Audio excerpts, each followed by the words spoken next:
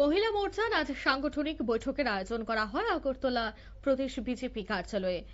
এদিন দেখা গেছে প্রদেশ বিজেপির সভাপতি রাজীব ভট্টাচার্য, মহিলা মোর্চার নেত্রীরাও কিন্তু উপস্থিত ছিলেন। অন্যদিকে মহিলা মোর্চার সভানেত্রী মিমি মজুমদার, এছাড়া মহিলা মোর্চার অন্যান্য কর্মীদের এদিনের এই অনুষ্ঠানে বৈঠকে উপস্থিত থাকতে দেখা গেছে।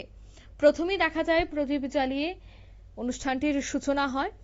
বৈঠকে উপস্থিত রাজীব ভট্টাচার্য সংগঠনের কার্যক্রম থেকে শুরু করে আগামী দিনের কি কি বৈঠক থাকছে, কি কি কাজকর্ম থাকছে, সংগঠনকে শক্তিশালী করা এবং আসন্ন কর্মসূচি নিয়ে এদিনের বিস্তারিত আলোচনা হয়। কি বলছেন এদিনের এই আলোচনা সভা থেকে প্রদেশ বিজেপির সভাপতি রাজীব ভট্টাচার্য, শোনাবো।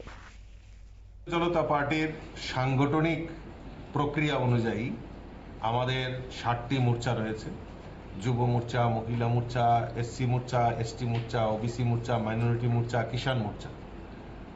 তো আমরা এই সাংগঠনিক রূপকে আমরা বিভিন্ন সময়ে আমরা এই সাংগঠনিক মিটিং এবং এই মোর্চাদের সঙ্গে বিভিন্ন পর্যায়ে তাদের কর্মসূচি নিয়ে আমরা মিটিং করে থাকি। তারই অনুরূপ আজকে মহিলা মোর্চার অফিস বেয়ারার, জেলা সভাপতি এবং সাধারণ সম্পাদকদের নিয়ে একটা বৈঠক ডাকা হয়েছে। তার গুরুত্ব হচ্ছে আগামী দিন আমাদের দেশের যশস্বী প্রধানমন্ত্রী নরেন্দ্র মোদীজির 12 বছর পূর্তি সরকারের হচ্ছে।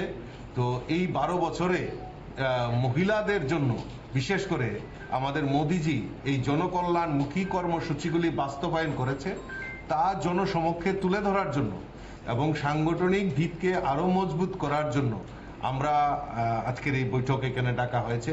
আমার প্রদেশ মহিলা মোর্চার যিনি সভানেত্রী মিমি মজুমদারের নেতৃত্বে আজকের এই বৈঠক সম্পন্ন হবে এবং আগামী দিন আমরা এই যে 12 বছরের সরকারের, মোদীজি সরকারের যে উল্লেখযোগ্য দিকগুলি আমরা সেগুলি তুলে ধরব এবং আগামী দিন আমরা কর্মসূচির মাধ্যমে আমরা সমাজের প্রত্যেকটা অংশের মহিলাদের কাছে আমরা বার্তা পৌঁছে দেওয়ার জন্য আজকের এই মিটিং খুব গুরুত্বপূর্ণ।